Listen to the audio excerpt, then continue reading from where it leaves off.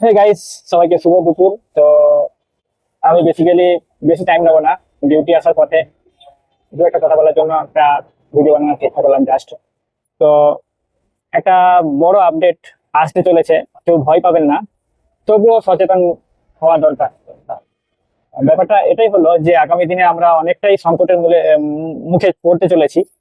ব্যাপারটা যেমনটা লকডাউন একটা সময় 2020 সালে হয়েছিল, তো সেটাও ছিল মার্চ মাস, এটাও মার্চ মাস। তো মার্চ মাস সেম একই টাইমে, তো 2020 সালে অক্সিজেন সিলিন্ডার পাওয়া যাচ্ছিল না।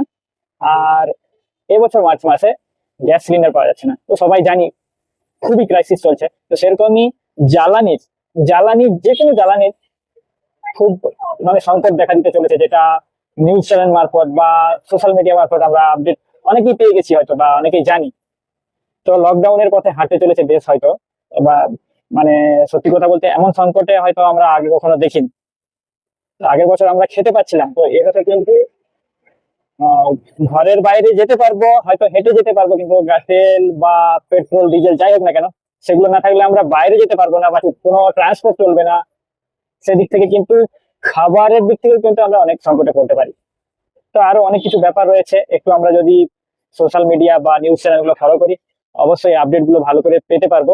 তো সবাই সুস্থ থেকো, ভালো থেকো, নিজেরা নিজেরা সবাই আর সচেতন থেকো। তো এটাই বলবো। আর বেশি কিছু বলবো না, কেউ ভয় পাবো না।